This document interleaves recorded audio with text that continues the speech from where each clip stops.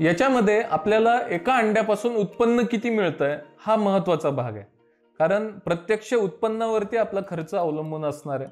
तर याच्यामध्ये किती उत्पन्न मिळतंय बघा, जर साधारण सांगायचं ठरलं तर एका अंड्यामागे आपल्याला 3 रुपये खर्च येतो. 3 रुपये खर्च येतो. आता याची विक्री किंमत काय असते? आता विक्री तुम्ही बघितलं असेल कुठल्याही चिकन शॉपमध्ये किंवा कुठल्याही रिटेल शॉपमध्ये जर तुम्ही अंड घेतलं असेल तर अंड्याची किंमत असते साधारणतः 5.5 रुपये 6 रुपये. परंतु ह्या रेटने आपल्याकडनं विक्री होतात का अंडी? तर अजिबात नाही. हे आपल्याकडनं पेपर रेट प्रमाणे घेतले जातात. पेपर रेट म्हणजे काय की रोजच्या वर्तमानपत्रामध्ये जे अंड्याचे भाव येतात त्या भावाने ही अंडी घेतली जातात. तर ही काय रेट असतो साधारणतः याचा? तर याचा रेट असतो तुम्हाला जर हे मार्केटमध्ये 6 रुपये विक्री होत असेल तर पेपर रेट असतो 4 रुपये 50 पैसे किंवा 4 रुपये 60 पैसे असा हा पेपर रेट असतो. ह्या पेपर रेट प्रमाणे अंडी विक्री होतात.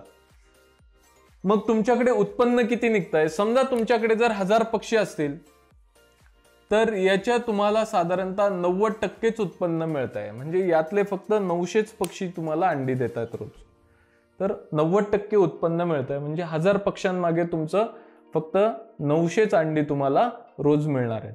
तर 900 अंडी गुणिले हा रेट आपल्याला मिळणं अपेक्षित असतं. परंतु यामध्ये देखील कपात होत असते. कशी होते ते मी तुम्हाला स्पष्टीकरण करून सांगतो.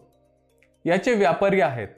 हे तुम्ही 1000 अंडी असतील किंवा ज्याचं 5000 पक्ष्यांचा फार्म असेल त्याची 4500 अंडी निघत असतील. हे 4500 अंडी एकटा व्यक्ती किंवा फार्मर जो आहे तो विक्री करू शकत नाही.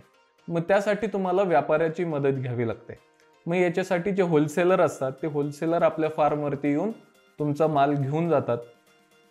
ते आहे त्या रेटच्या म्हणजे पेपर रेटपेक्षा 40 पैसे 50 पैसे लेसने तुमच्याकडून अंडी घेऊन जातात. म्हणजे 4.5 रुपये जर रेट असेल पेपर रेट त्या दिवसाचा तर ते -50 पैसे म्हणजे 4 रुपयांनी तुम्हाला पेमेंट देतात. म्हणजे तुमचा खर्च झाला 3 रुपये आणि अंड्यामागे मिळाले तुम्हाला 4 रुपये. म्हणजे 1 रुपये प्रति अंड असं तुम्हाला त्यातनं उत्पन्न मिळत आहे. जर तुमचे 5000 पक्ष्यांचं फार्म असेल 4500 अंडी जर तुमची रोजची विक्री होत असतील तर रोज तुम्हाला खर्च वजा जाता 4500 रुपये निव्वळ नफा त्यामध्ये मिळतोय.